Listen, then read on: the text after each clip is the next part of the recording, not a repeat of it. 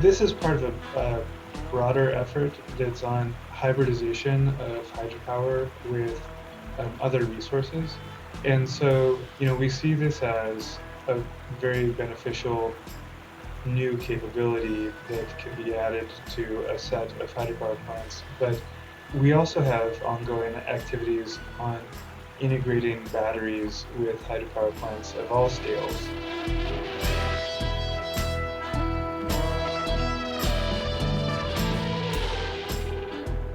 Welcome back to DAM, the official podcast of Northwest Hydropower. I'm your host, Austin Rohr, and I manage all things communications here at Northwest River Partners. If you're a regular listener, you'll remember that we just recently did an episode with Bryce Yonker of Grid Forward.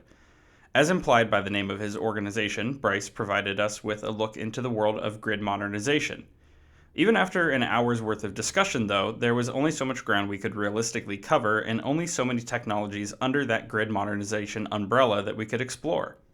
Well, it just so happens that a headline recently caught our attention about a unique project in Idaho that combines that technology in the form of a microgrid in a box with hydropower and other energy sources. And one of our very own members, Fall River Electric Cooperative, is playing a big role in testing out this project, along with the folks at Idaho National Laboratory. Not only did we want to learn a lot more about this new and exciting development, we also wanted to figure out, well, can we bring this to the DAM listeners for, your education as well? So we started firing off emails, and next thing you know, we wound up with not one, but 3 guests for today's podcast. Thus far, every episode we've done so far has been a one-on-one, so I'll have to do my best to stay organized as the host of this here podcast, but first and foremost, let me introduce you to the people you'll actually want to be hearing from today.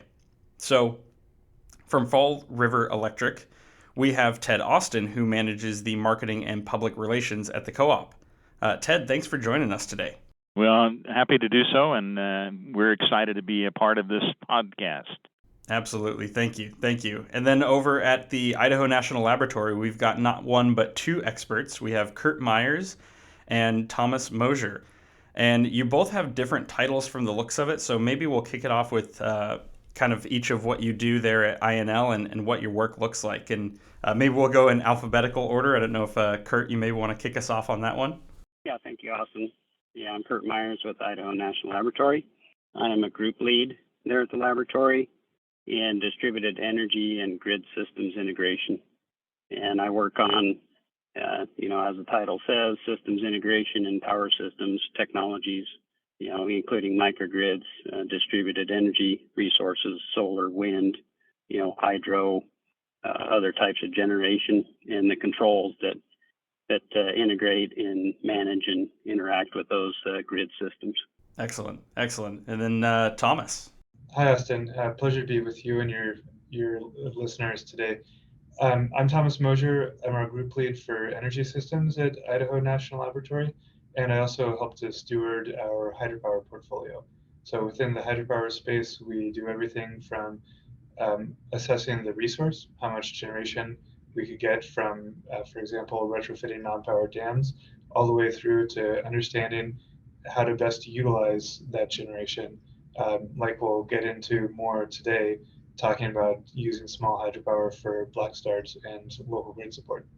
So we got a little background on each of you. I think the next logical step is to kind of explore, the places that you work for and where you're coming from. So maybe we'll go back to Ted here, and maybe you can tell us who Fall River Electric Cooperative is, and also maybe who you serve as a community as well.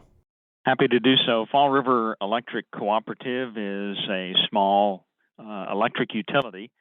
We serve customers in mostly eastern Idaho, a small portion of eastern Idaho, and then a very small slice of western Wyoming, which is the home of Grand Targhee Ski Resort, and then a portion of southwest Montana, principally the western entrance to Yellowstone National Park. We have about 20,000 meters on our system, and we have a little over 15,000 customers who are members because, as you know, we are a cooperative. We were established originally in 1938 in Ashton, Idaho. A group of farmers got together, and the community of Ashton had electricity, and the farmers out in the rural areas didn't, and so that's kind of the natural progression of cooperatives. So we'll be celebrating our 85th birthday a little bit later this year. So we have we cover about 2,500 square miles in our service territory, and we have 5 small electric hydro facilities. The one in which this particular project was part of the Felt Hydro project. That we have two hydros on the Teton River, just near Felt, Idaho, which is actually in Teton County, Idaho, and it's located north of the Driggs area. And on the particular day that we did this event, it was a beautiful, beautiful sunny day, great weather, and a beautiful view of the western slope of the Grand Teton Mountains.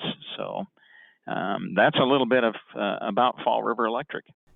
First off, I'll just say I think Fall River might be the first co-op or utility or anyone on this podcast I'm aware of that covers that much of a kind of a diverse territory from the sounds of it, being Idaho and a little bit of Wyoming and a little bit of Montana. So yeah, really, really excited to have you on and to get your perspective. And also too, it's kind of funny because as you start mentioning that, I'm sure there's a lot of people who will be listening that are very familiar with Yellowstone. They're very familiar with the Tetons and have probably maybe taken a road trip there at some point in their lives.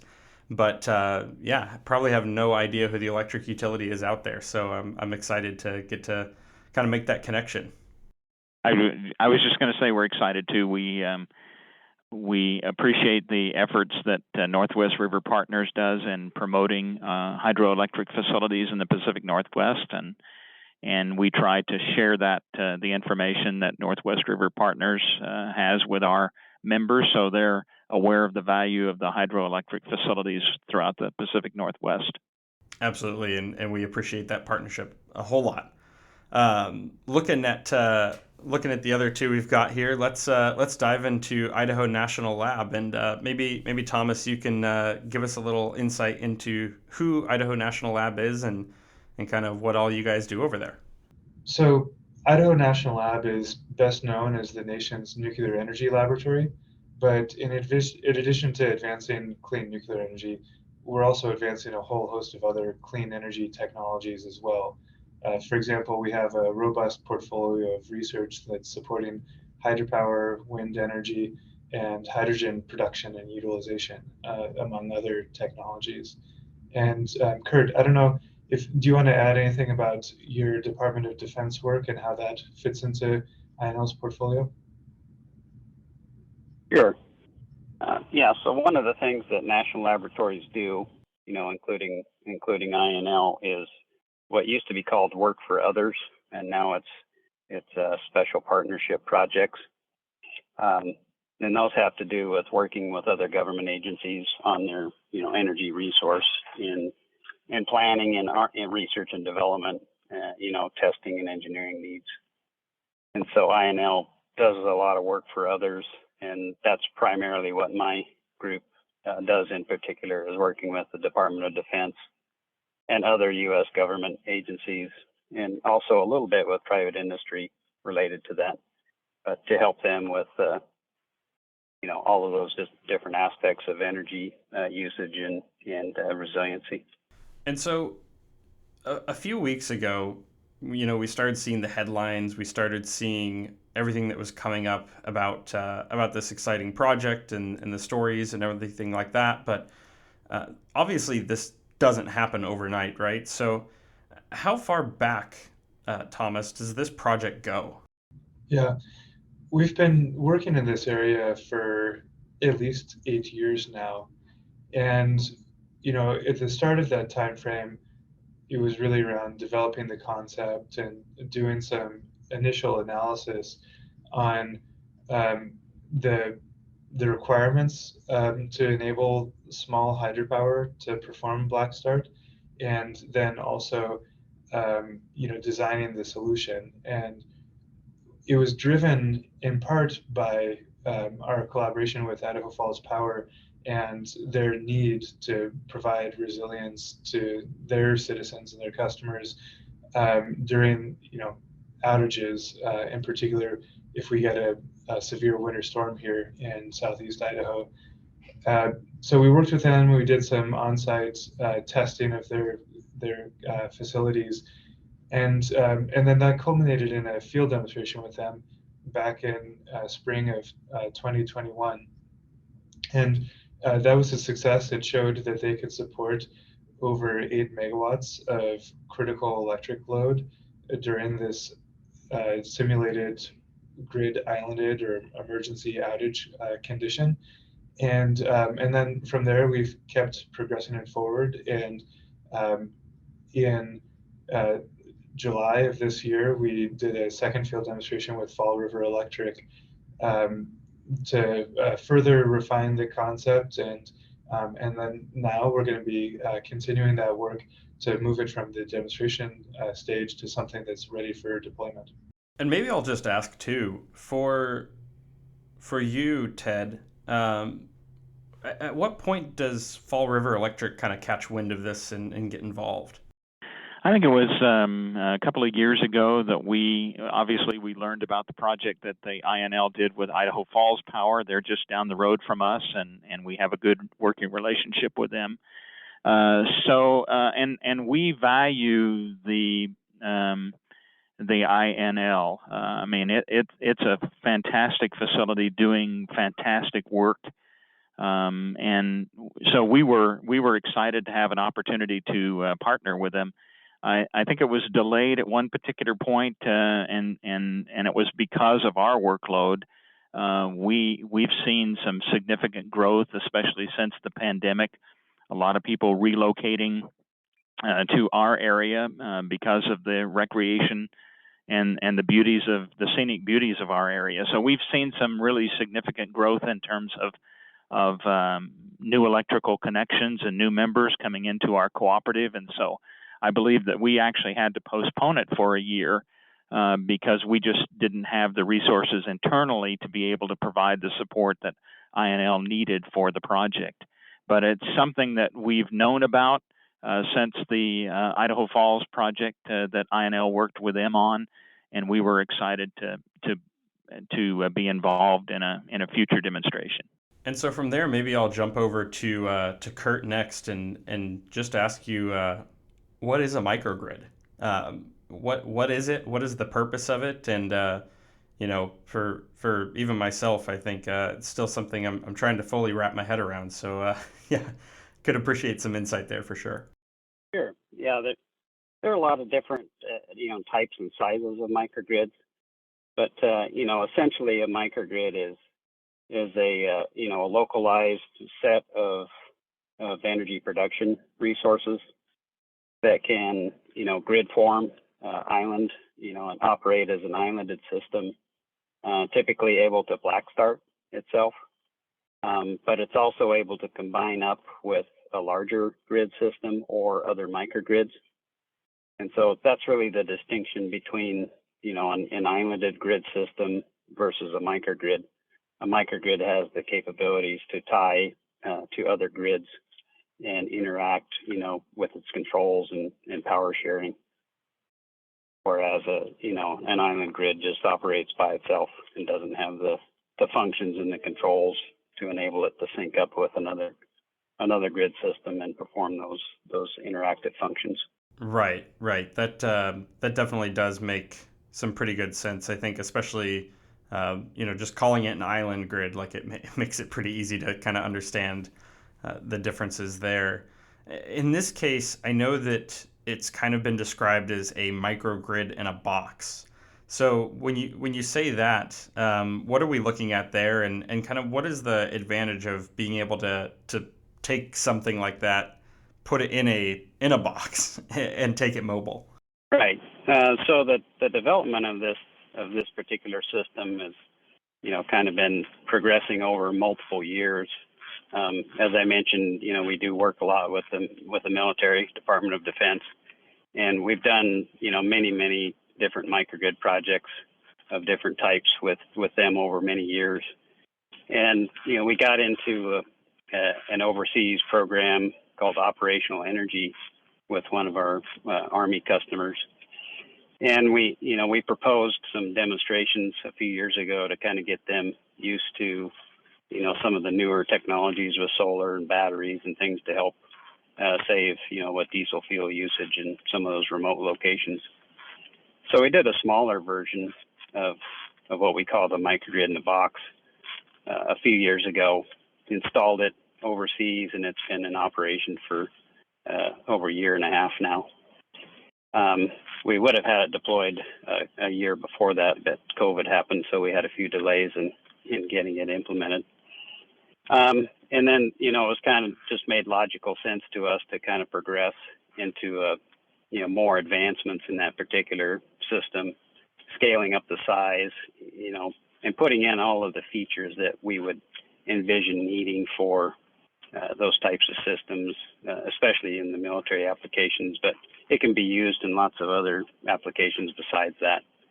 And really it was trying to, package everything into shipping containers so that they could be transported, via cargo ship or air, not have a bunch of extra equipment hanging off the, sides of the container, or have it permanently mounted on a trailer or some other transportable system. There are systems out there that do that, but in order to be able to ship it around, you have a lot of disassembly and things that you have to do to be able to transport it. So we're trying to keep it, all packaged up, have several other features that are useful for multiple military applications. And it's really, it's a grid forming battery inverter system with all the microgrid controls, additional layered controls to be able to interact with larger distribution grids or other microgrids. And then you couple it up with other, deployable resources. So, maybe you have containers filled with, accordion solar systems, or, all types of deployable energy components. But you don't necessarily have to have, all of your energy systems deployable. You can do things like we did with Fall River, where they already have an existing, hydro plant, or we could go somewhere that had existing solar, carports or other systems, and use this to help, manage and control a larger set of resources. And that's really helpful clarification too, because I've seen some stuff that is described it as a battery. I've seen some stuff that's described it as a supercomputer, but it doesn't sound like it's necessarily any one of those things, but rather a combination of different tools to help connect to an existing grid and get it going. And it also sounds like there's potential to add tools to that arsenal as well. Yes, for sure. And that's where a lot of our research is, these days, is in those control advancements across, distribution systems, and trying to get these resources to, be managed and more effective in their use. As far as who this serves, maybe you could start out as well, just kind of talking about, generally speaking, who can a microgrid benefit? Who can see this potentially being used, in their community? I think you could see benefit in lots of applications. Anybody with critical load uses, so industry, commercial facilities, even homeowners, or housing complex areas. It's all about being able to provide access to other localized energy resources, but putting in the systems to be able to manage those more effectively.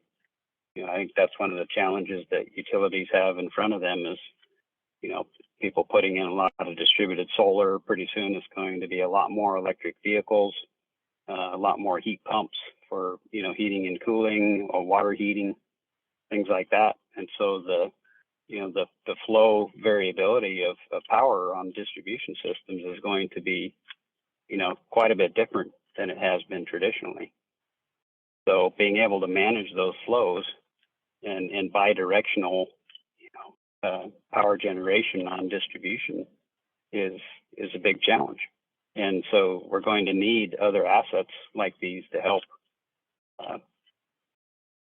shift power and help with regulation and other ancillary services. As far as it goes for Fall River specifically, Ted, could you talk about maybe how the microgrid project could be beneficial in your community particularly? I think that especially in the case of emergency situations, certainly as has already been mentioned, we do have winter weather in this area, and sometimes it can be severe in the case that it can take out a portion of our power grid. And when you look at the services in terms of schools and hospitals facilities within our service area, it could certainly help power those, especially if those outages are going to last a significant amount of time. And if it was in the wintertime and you're dealing with sub-zero temperatures, which we frequently do especially in the January, late December, January time period. Our area is also prone to earthquake activity. And obviously a significant earthquake could disrupt our power grid, and microgrid in a box could provide emergency services for small portions that are critical in those kinds of emergency situations. Along that line too, I guess one other question that does come up, and I think that in some ways the framing of the question is important. I guess it always is when you're asking questions, right? But I think the framing here particularly is an important one because being that this isn't, a fixed thing, right? I mean, you could, like we've talked about, you could add tools to this arsenal, and you certainly could probably scale up and down. But when we're talking about a microgrid, what generally would you say defines it as micro in terms of maybe, how many homes or businesses can be served by it? Because obviously at a certain point, right, you might start saying, well, that's just, the grid. But when we're talking about, micro, kind of what scale are we looking at there? Yeah, that's a good question. And, people are also talking about nanogrids, which is typically, one home or maybe a subsection within a home. Microgrids, I think would generally be, more than just one home. So probably at least two or three, average home loads or something a little larger than that. But it can scale clear up to, a whole military base could be a microgrid across their distribution system. So pretty wide range of scale in microgrid systems. I guess the next question that I have is why Fall River? Right? What was it specifically about looking at Fall River that for you guys was like, oh yeah, we got to take this project here. Seems like a good fit. I know it sounds like you also worked with Idaho Falls as well, which we're big fans of them too, right? But yeah, I guess that's kind of where I wanted to go next is maybe what made them a good candidate for taking this project over there. Yeah, I'll chime in on that one. Across the U.S., we have a large number of small hydropower plants, and there's no one definition for what a small hydropower plant means, but let's say something in the range of 1 megawatt up to about 20 megawatts or maybe 30 megawatts in there. And so our ambition is to develop this technology in a manner such that it is relevant to a large portion of those small hydropower plants. And obviously, there might not be a value proposition to deploying it at all of those at all of those small plants, but at least we want the technology to be applicable to them. And so we were interested in partnering with Fall River because the Felt plant is representative of a large portion of those other plants across the country. It's several decades old. It's about 6 megawatts. It uses a Francis turbine, which is the most common type of turbine for this type of hydropower plant. And so we thought that we could learn a lot through working with Fall River Electric that we then could apply to our insight to deploy this technology for other plants. And it's also, comes down to the role of this hydropower plant in the grid. It was designed to provide cost-effective electricity that then is added to or supplied to the regional grid. But as Ted mentioned, it's adjacent to Driggs and to Grand Targhee and important infrastructure in this region of Idaho.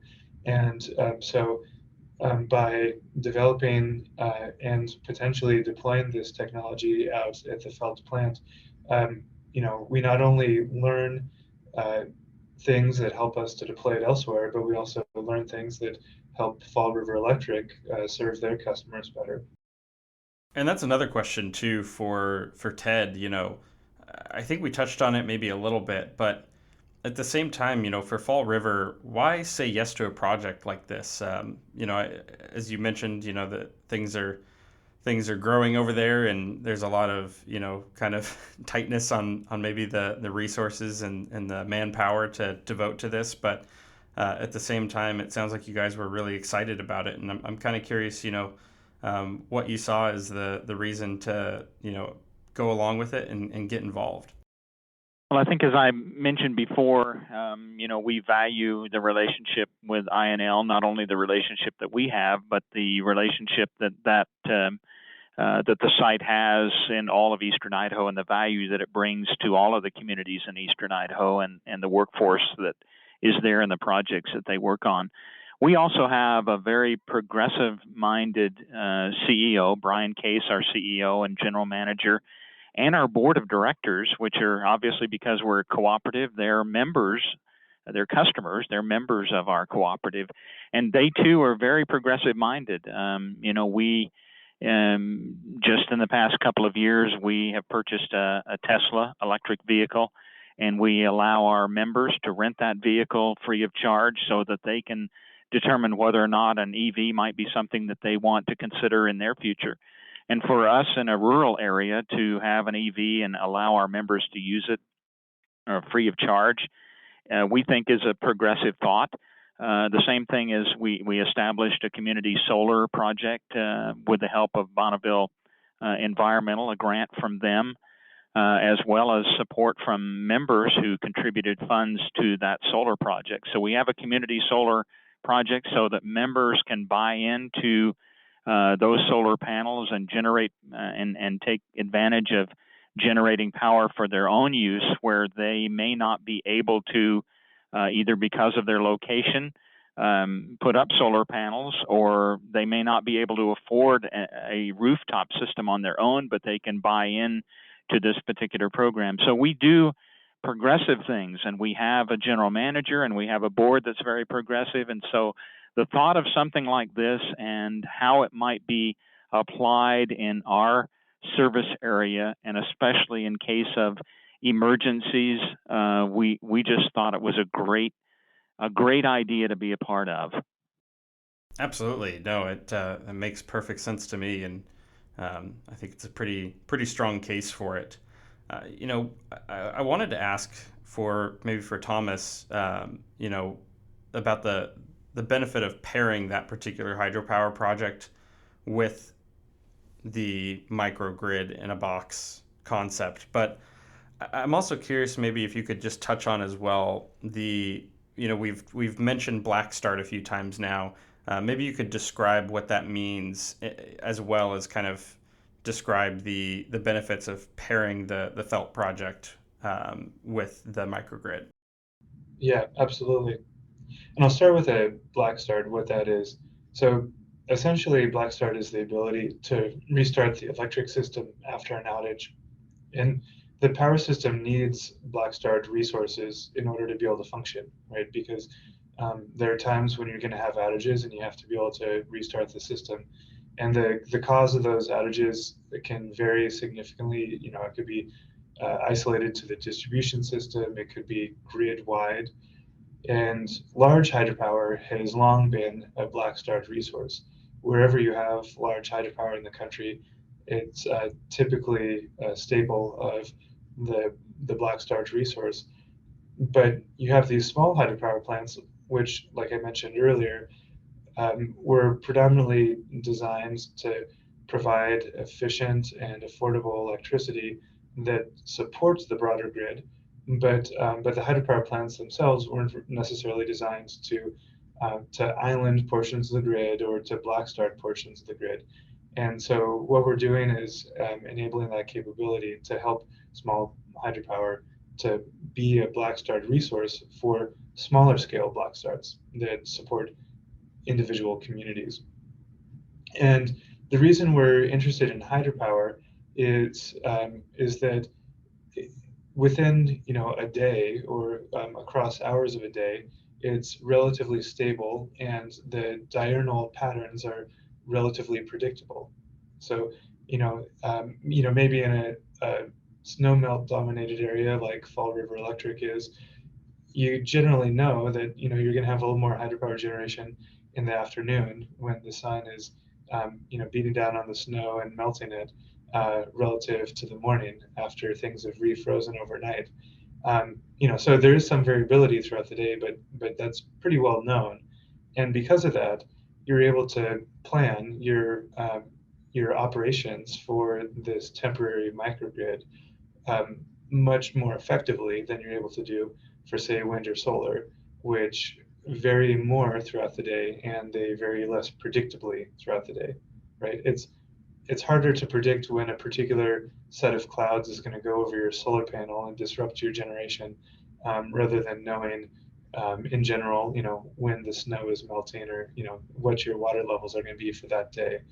And so it's a more stable resource. And so imagine yourself being in an emergency scenario where maybe you've restored heat to some schools and you have your customers and your citizens seeking shelter in those schools or something like that. You want to be able to tell them, yes, the heat is going to stay on, and so hydropower is a great resource for giving you that certainty. Yeah, at the end of the day, we don't want to freeze people, right? So that kind of ties into another good one here, which has come up on the podcast recently. We had our friend Malcolm Wolf on from the National Hydropower Association, and he was telling us about how they've been working really hard on some efforts to get money to electrify smaller non-powered dams across the country that maybe have been traditionally used for irrigation or flood control or other purposes like that. Do you see that as potentially an opportunity to start implementing more of these microgrid projects where we could take advantage of local small dams that are coming online and being powered? The easy answer is yes. The longer answer is that we're looking at the applicability and the value of this technology to all small hydropower across the U.S. As I mentioned earlier, we do have a lot of small hydropower plants distributed in different regions of the U.S. And so just with the existing small hydropower generation, we're able to deploy this technology out where those small hydropower plants are located nearby to communities or other critical infrastructure.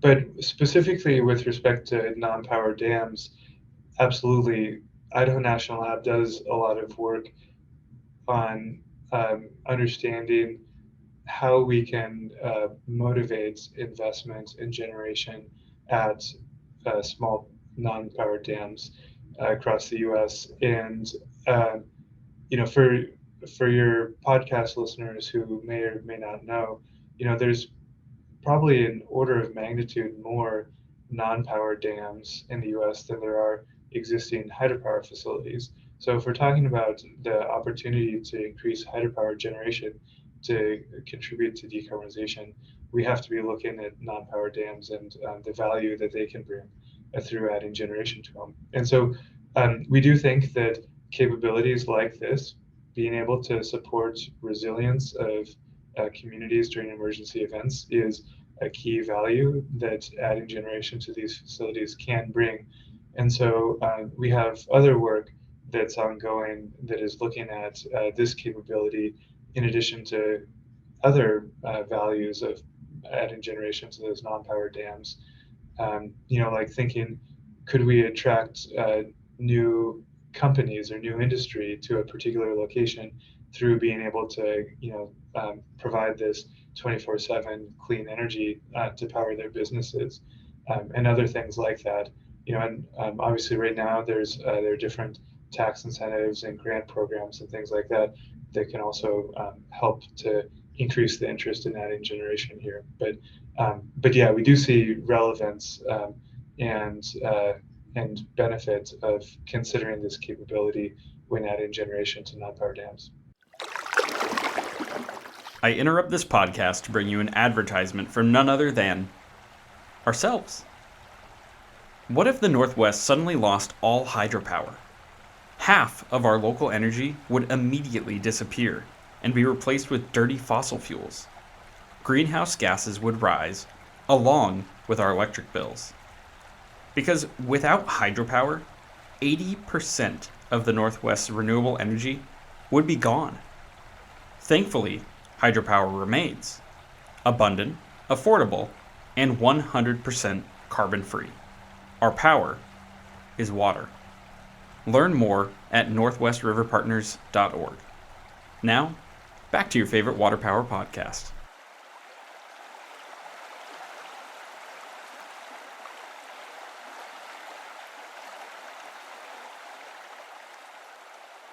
And that brings up another good point, which is something that, as I mentioned, Bryce Yonker in the intro to this episode, he was explaining how, Grid Forward has been working on tax incentives and policies that relate to grid modernization. And I'm curious, maybe for Ted, did Fall River seek out some of those when looking at sort of the costs of getting into a project like this?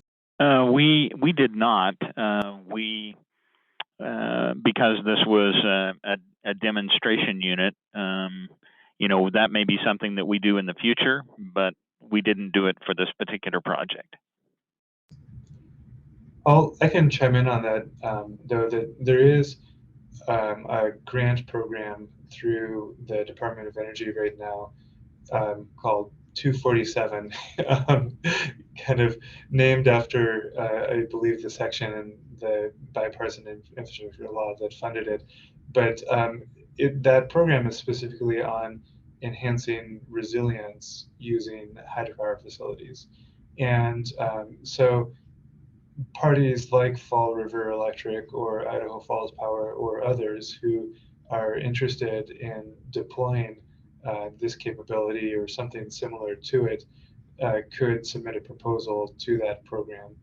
I believe that they had a submission window this summer that is now closed, but at least in concept, I think that they were anticipating running a similar program next fiscal year, presuming that they have the adequate funds after this round of selections.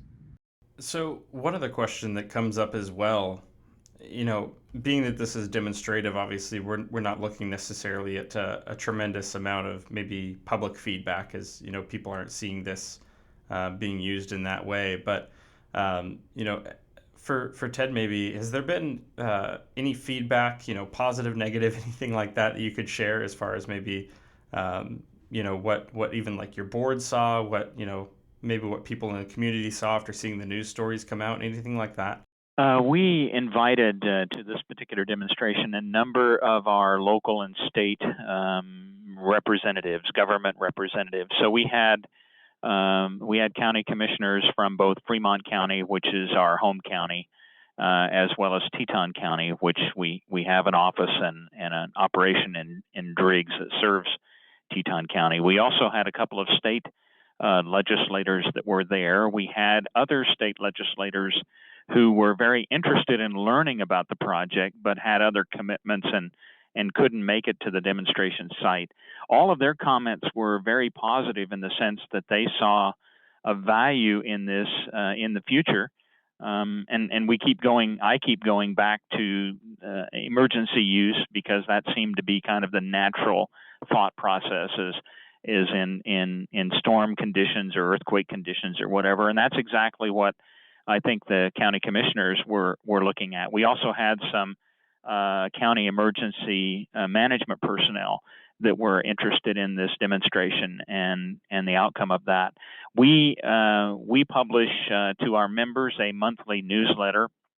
We're going to feature the information about this particular test in a future issue of the newsletter, but we have posted it on our social media pages.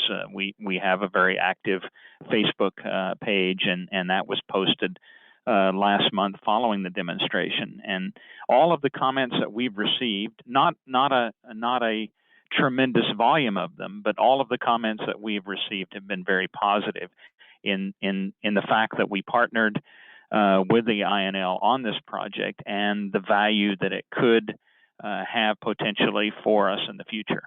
And likewise for INL, has there been some good feedback on your end as well? Yeah, absolutely. I continue to be very pleasantly surprised at the number of stakeholders who are interested in this type of demonstration. And, when I reflect back on it, I think that the national labs do a tremendous amount of innovation on R&D, but a lot of that is upstream of a demonstration, right? And so it yields a report or some new analysis or those types of things that are really impactful. But in this moment when we're focused on accelerating the clean energy transition, I think that showing how we can get that innovation out into the real world, so outside the lab, into the hands of utilities, and make an impact. I think that really resonates with people, and so it's been really humbling, and I'm honored to be a part of work like this, where we have that opportunity to work with great partners like Fall River Electric, and show how can we accelerate the capabilities and just overall the clean energy transition that utilities and stakeholders have at their disposal as they're modernizing their systems. And so it sounds like there hasn't really been much in the way of pushback in terms of any of this, but do you think that there's any convincing that needs to take place to maybe get people and communities or maybe other utilities on board with something like this? Yeah, I agree that there hasn't really been pushback on this. And so, that isn't my primary concern. But I think the biggest challenge is that utilities are needing to make a lot of investments in their system right now related to the clean energy transition. And so, they need to do that responsibly for their customers in a way that maintains affordability of electricity. And so the biggest hurdle that I see with this particular capability is that this increases our resilience for relatively rare events, and those rare events like winter storms or maybe wildfires during the summer months in certain parts of the country, those are impactful and they can have devastating impacts. on individuals, businesses, and communities, but but it might be investing in capabilities to reduce those rare events. In this environment, when we're really focused on making other investments in our system, it's hard to motivate those investments. And it's hard to put a dollar value on that resilience capability. So I don't think it's pushback, but I just think that recognizing the kind of set of priorities that utilities have, and thinking about ways to work with utilities so that maybe it's not an either or, but it's a how can we do both of these things simultaneously to increase their resilience at the same time that they're making the other modernization investments that they need to, is kind of what we need to be focused on and thinking about for deployment of this capability. I think the other thing that's important is the fact that more people need to be made aware of this capability. And so this podcast certainly will help in that effort, but whatever media attention that the INL can generate, or that hydro facilities can generate in terms of letting utilities be aware of this capability, especially cooperatives that are serving small areas, and would be faced with the kinds of emergency situations that we've talked about. I think that publicity is a key tool in terms of getting the word out on this development and how it might be used, and how it might be effective in terms of use by cooperatives and by other electric utilities. And that's something I was definitely excited about today, just, on a personal level, is like, if we can spend this time really kind of breaking this down and making it something that people can digest, wrap their heads around. I think that's a tremendous service that we can do. And, just trying to kind of take it from like, okay, I read some of the news stories, there's a, shipping container that contains a microgrid and connected to hydropower, but like, what does this all ultimately mean at the end of the day? And especially, what it means for the people who could, potentially benefit. As you mentioned, these are probably extreme situations we're looking at, but at the same time, I think that things like, the wildfires in Hawaii and, even just the blanket of smoke that we've had here in the Northwest for the last few days alone, it does make you certainly more aware of like, there's a value in investing in these things and being prepared for them. And that's something that we've heard from some other utilities as well. One thing I wanted to get maybe a little bit of insight on from kind of the utility perspective is like for Fall River, how do you weigh maybe the investment in a project like this for adding resiliency for the worst case scenario versus, say investing in buying Teslas for people in your community to drive? I mean, what do those conversations kind of look like when you're trying to balance these different things? Well, I think that's the case, is balancing it, and that's what our board is, and our general manager. They're great at determining, okay, what is the direction we need to go. They've been working most recently on a long-term technology plan for our particular cooperative. So as you say, there are lots of demands on a small amount of dollars that a cooperative has to invest in these things. So I think it's a balancing act, and fortunately, we have a great board and a great GM that have been able to do an excellent job of that.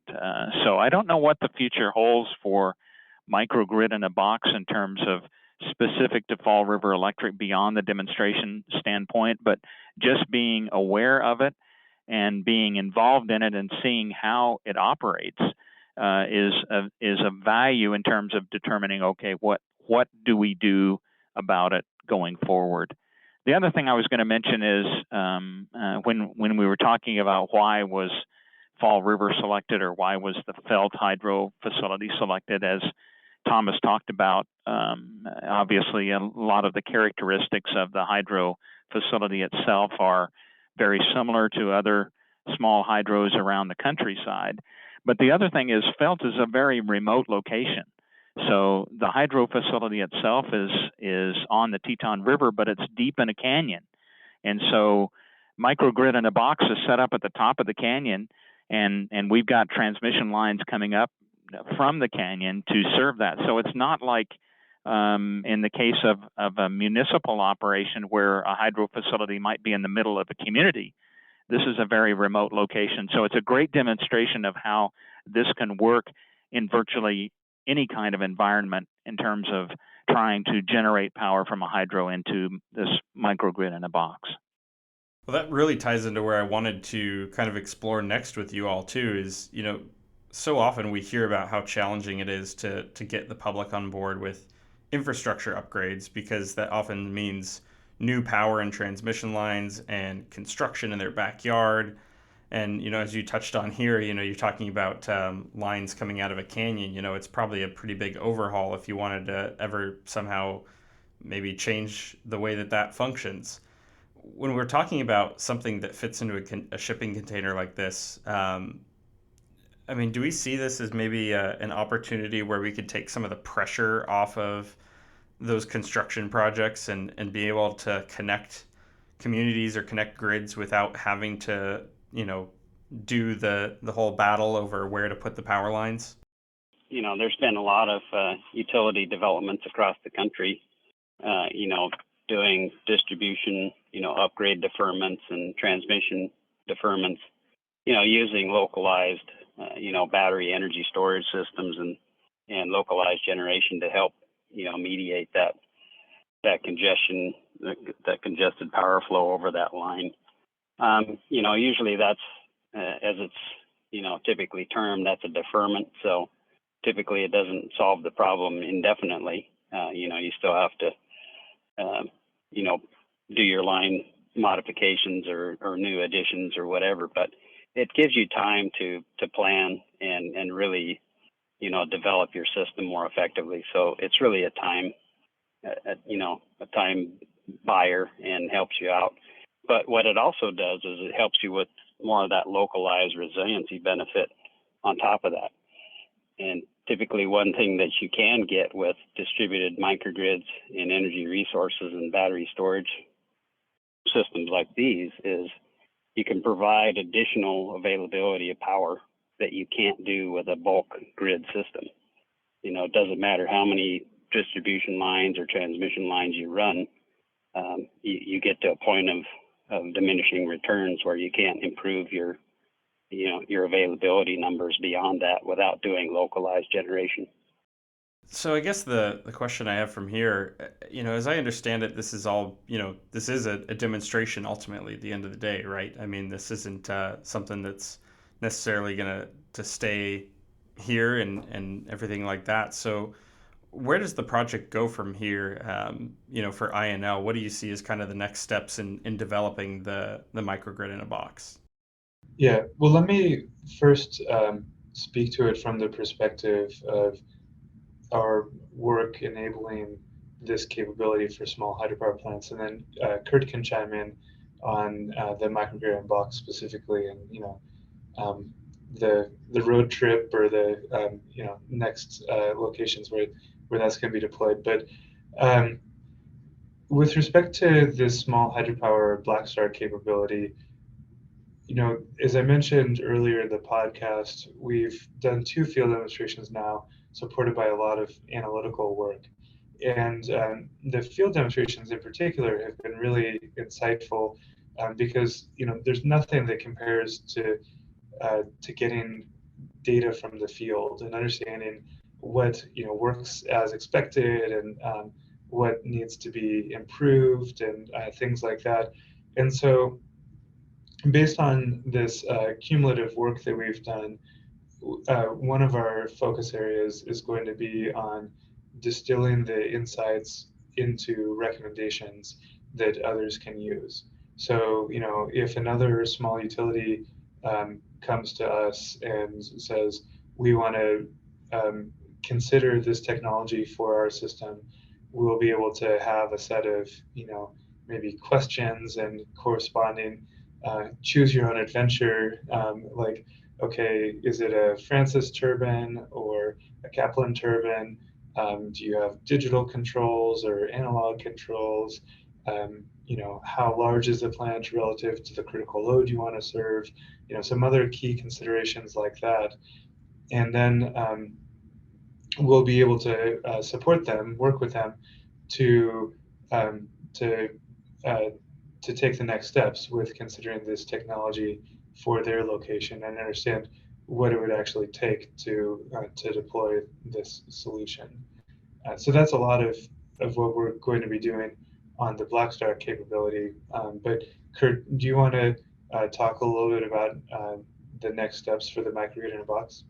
Yeah, we were talking earlier about the resiliency use case of localized microgrid in the box or battery energy storage systems. But we're thinking broader than just that particular application because as we said, cost and affordability are big concerns. But also resiliency and availability of power has been an issue too. So you kind of have a balancing act of how much extra do you want to pay for that, better availability and better resiliency. But what we're interested in is deploying things like the microgrid in the box or, highly advanced controls coupled up with battery energy storage and localized, energy resources distributed around, distribution and transmission systems and providing more coordinated and stacked use cases of those assets. So it's not only providing resiliency or the ability to move and be relocated for Blackstart emergency, services and conditions.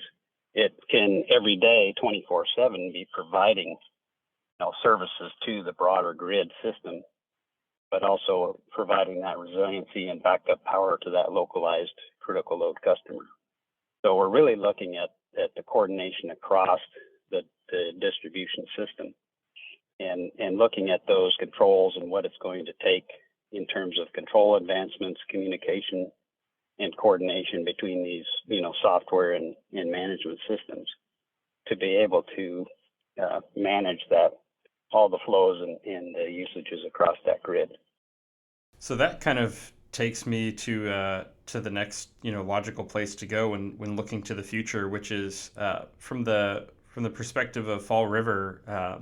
You mentioned that doing this project kind of helps you be aware of the microgrid in a box and maybe consider it for the future. But what other kinds of modernization and resilience efforts do you foresee coming to your community in the near future? We're working on upgrades. We've seen so much growth in the northern part of our service area, which is the Island Park, Idaho area. That's a very extensive recreation area and a lot of second home, vacation home ownership in that area. And also the growth in the West Yellowstone, Montana area. West Yellowstone was able to purchase 80 acres from the Forest Service in the last handful of years, and they are in the process of developing how they're going to integrate that 80 acres both residentially and commercially into the community of West Yellowstone. It's a resort community, so like practically every resort area in the West, it's facing housing crisis in the fact that there's not enough housing for workers, especially seasonal workers. And so the community is trying to resolve that through this additional acreage that they have obtained. And so we're upgrading our high voltage system. It's a 5-year project. We're into year, I believe, number 2 into that. So that's where a big bulk of our expansion efforts are going, and that is in improving the existing facilities that we have. We have a very resilient, reliable power grid within our service area, and we take great satisfaction in maintaining that and upgrading it. And so that's where most of our dollars are going, is ensuring that there is electrical power needed in these growth areas of our service territory. No, that's fantastic. And, sounds like for the folks out there, there's a lot of good things coming their way and a lot to look forward to. I guess, the last thing is we're kind of winding down here. The last question I'll do is kind of just pitch it out and try to keep it somewhat organized. But for the Grid in a Box specifically, and for Idaho National Lab, I mean, any other kind of final words you guys want to leave us on, just in terms of, maybe things we didn't cover today that you'd like to make sure people are aware of about this project? I'll chime in there on the. This is part of a broader effort that's on hybridization of hydropower with other resources. And so, we see this as a very beneficial new capability that can be added to a set of hydropower plants. But we also have ongoing activities on integrating batteries with hydropower plants of all scales. And the use cases for that integration vary depending on where you're at. It could be resilience, like we're talking about here, but out in California, for plants that are participating in the California energy market, it could be to get more value out of the generation from that hydropower, being able to shift the energy that the hydropower plant is producing during hours of the day when prices are low, and then shifting that to hours when prices are high. It could be about providing frequency regulation or increasing the amount of firm capacity that you can provide via the facility. We're also doing work on integration of solar and hydropower. And most notably, are there benefits to putting floating PV panels on reservoirs to reduce the evapotranspiration from the reservoir, because warming temperatures in the reservoirs are increasing the temperature of the water and the evapotranspiration. And so solar panels can cool the water and can reduce the evapotranspiration. And you also get higher efficiency out of the panels when they're cooled. And so we're looking at all sorts of different hydropower hybrids to understand opportunities to get more value out of our existing hydropower plants and motivate investment in new resources, for example, adding generation to non-powered dams. And so we're always looking for interested industry partners. If anyone hears this podcast and wants to learn more, feel free to reach out to us. You can reach out to me personally, thomas.mosier@inl.gov, or reach out to our communications department, and we're happy to engage with you. Well, I know we have at least a few of our other member utilities as audience members, so I hope they take you up on that offer. Yeah, thanks for that background, Thomas. And from our perspective with Microgrid in a Box, a lot of interest has been generated with this demonstration, but also other activities that we have going on with different collaborators. And I think our future is really looking, as I mentioned, across the distribution systems and better integration and advancements of those controls, but also looking at different format changes to these types of systems to make them more applicable to different deployability or use case conditions. So this one was designed in particular for military uses. Of course, it's usable for other things, but we're investigating other options for deployability, different kinds of packaging, ability to stack units, and so you can expand capacity very quickly, and what it's going to take to do those kinds of systems. So really looking towards the future of just modifications to the way that the systems are engineered and integrated, and then also on those controls advancements is really where we're looking to do a lot of our research and development.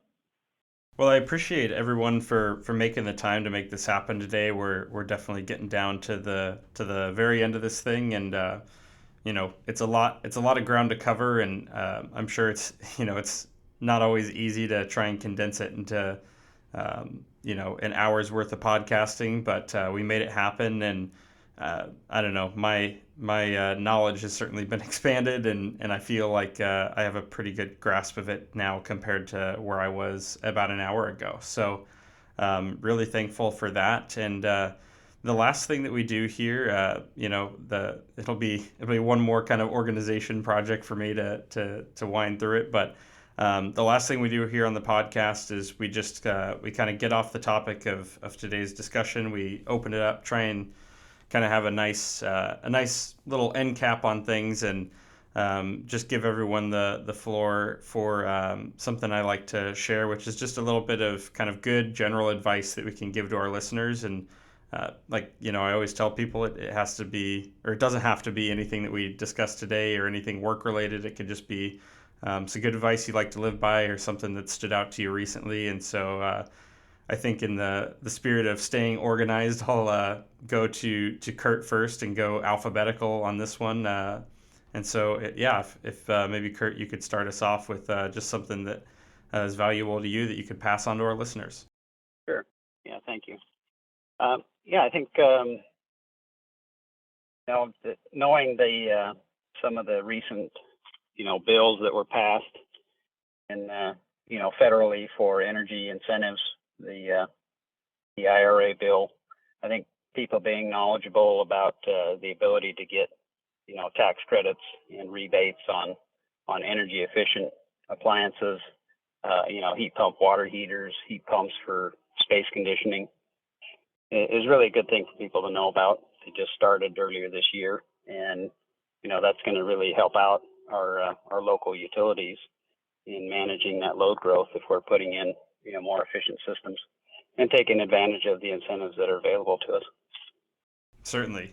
No, that's a really good one, and I think that people should whether it's a utility listening now, or maybe somebody who hasn't gotten in contact with their utility to find out about some of those things. It's a good opportunity or a good reminder to do that.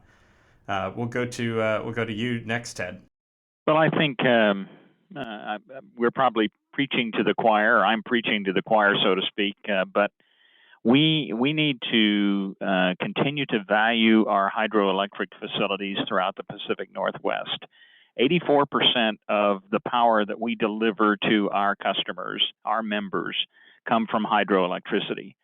And of course, about 15% of that is produced by our own hydroelectric facilities. And the rest comes primarily through BPA and PNGC. So there's been a lot of conversation in recent years, and it seems to never go away if in fact it doesn't heighten in terms of this idea, the concept of removing the lower Snake River dams to restore salmon. There's no guarantee that removing those dams would restore salmon, and yet the impact that it would have on us as a cooperative, not only the loss of power generation, but the effect that it would have on resiliency of the system and rates to our customers. We'd be looking at potentially a 25% increase to our customers to have those dams gone.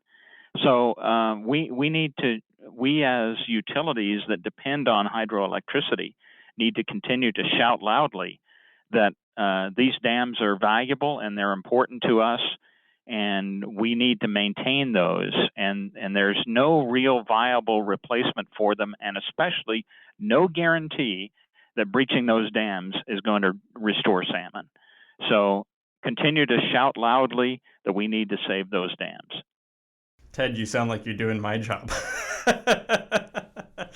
But I appreciate that a lot. I really do. That's it's something that we're always trying to encourage our members to voice up and speak on our behalf. And we often are representing you guys, but as far as whose voice really matters. I mean, ultimately, it's the utilities, it's the communities, it's the people out there that really are most impacted by this, that need to be heard from the most. So yeah, I appreciate your advocacy and also advocating for others to be advocates. And then lastly, we'll go to Thomas. Thanks. I think my insight will align with Kurt's a little bit. There's so much transitioning happening right now, and there's a recognition that even more transition is on the horizon. But I hear from a lot of utilities that very few of those technologies that we talk about wanting to deploy are deployable now, for a number of factors, either the maturity of the technology or the cost of the technology. And so, I can imagine that as a utility, it's a really challenging position to be in for many of our utilities. Although in the Pacific Northwest, we're so fortunate to have hydropower as such a large representation of the resource. But there are a lot of programs to help support various elements of this transition. In addition to the tax incentives, there are demonstration opportunities through the Office of Clean Energy Demonstrations for a whole host of different technologies. So ensure that you're familiar with that. And there's also a growing portfolio of technical assistance opportunities to get utilities support in navigating the transition and different investment decisions that you might be considering. So, certainly feel free to reach out to me. I'm always happy to engage. But another technical assistance program that I want to make sure that people are aware of is Clean Energy to Communities, C2C, which is a technical assistance program for communities to help them navigate all the uncertainty that that we're facing today. So if that seems like it would be of interest to you, reach out to them. If you just Google it, you'll be able to find it. And there are lots of different mechanisms within that program to help provide support. Excellent. And that, I think it sounds like people got some good homework to do, if nothing else, at the end of this one. So, we've studied up. Now we'll send everyone off to go get after it, and go be advocates, go be energy champions, and find any avenue you can to be supportive of hydro, be supportive of your utilities, and be supportive of getting your grid modernized, right? So really appreciate all the time that you guys have all put in today. I like I said, I know it's maybe not always an easy subject to try and condense down like this, but I appreciate everyone's efforts for doing it, and for all of you sharing your story and the partnership as well. So thank you a lot for that. Thank you for having us. We're happy to be on the podcast and hope this has been of interest and value to your listeners. Same here as far as Fall River Electric is concerned. We're glad to be part of your podcast and appreciate the invitation, and especially appreciate our relationship with INL. Yeah, appreciate the time. Thank you. Absolutely. Thank you, everyone.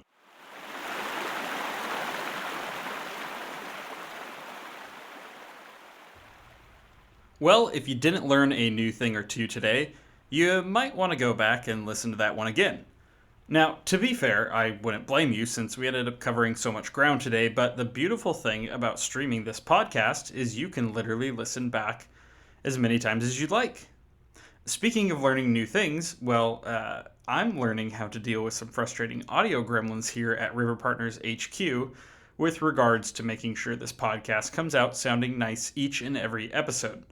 So I think we have it all figured out. The thing sounds pretty good through my headphones and computer, but if you've made it this far and you weren't pleased with the sound quality, you can let me know by heading to nwriverpartners.org and using the contact form there. In addition to telling me what a complete hack of a podcast producer I am, you can also give us tips on future episodes, Let me know what you think of the podcast as a whole, or share what your favorite episode is to go back and listen to. We've also got an email address you can use, which is simply info@nwriverpartners.org. And along those lines, please give us a glowing 5-star review if you don't think I suck, or even if you do, at least give us a nice 5-star rating for our awesome guests who certainly deserve it, and I think that includes all 3 of our fantastic guests today. Your reviews help us grow our reach and expand our audience by boosting up the ranking of the damn podcast. You should also tap the bell icon to turn on notifications so you don't miss any future episodes, which arrive every other Friday. Can't wait 2 weeks and want to know what's happening over here in hydropower land? Visit us at NW River Partners on Facebook, YouTube, Instagram, Twitter, and LinkedIn to stay in the loop. I've had about enough audio editing, so I'm going to go ahead and put the wrap on this thing and quit while I'm under the impression that I'm ahead. See ya.